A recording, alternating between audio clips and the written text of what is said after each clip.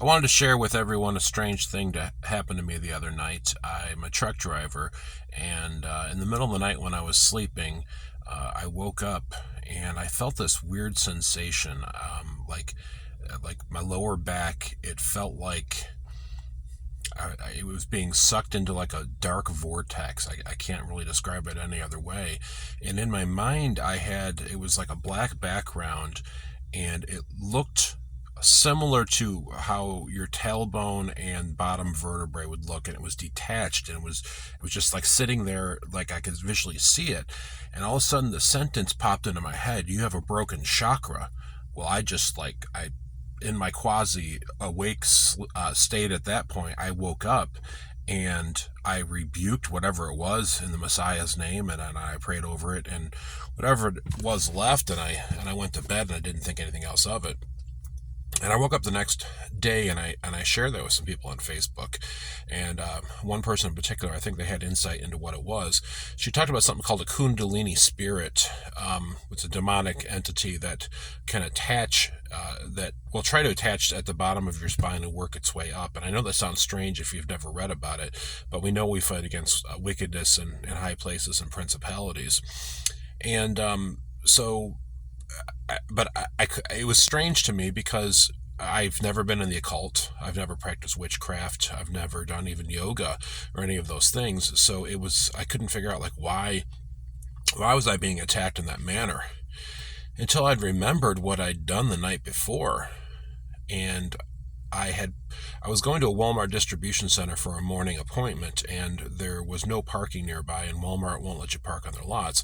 So I found this small truck stop right nearby, and it was paid parking, which normally I will never pay for parking, but it was getting a little bit later, and I needed to park for the night, so I paid, and I went inside. And there was a small little gas station that looks like they had some fryers, and you could get food there, a couple of tables and chairs. And there was a older woman and a younger woman there. The younger woman was probably late teens, maybe early 20s, probably late teens though. And I could tell they were mother and daughter. And the girl rang me up, and she was overly friendly. I mean, like, very, very friendly, like, oddly. And all I could think about in my mind was, like, this seems like there's prostitution or something going on here.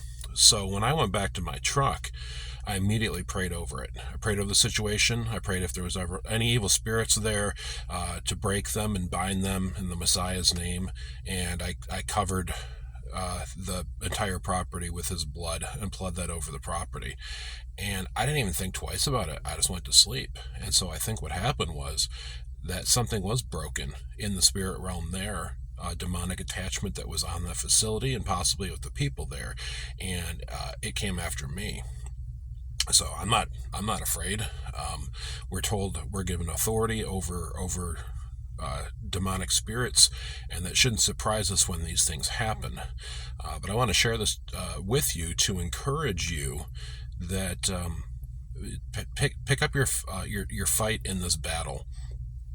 Don't stay on the sidelines anymore. There's people that are being afflicted everywhere with demonic entities, and they're lost in darkness, and they need to be set free. And as believers, that's one of the main things we're supposed to do. The three major things that our Messiah came and did while he was alive was he taught, but he cast out demons, and he healed people.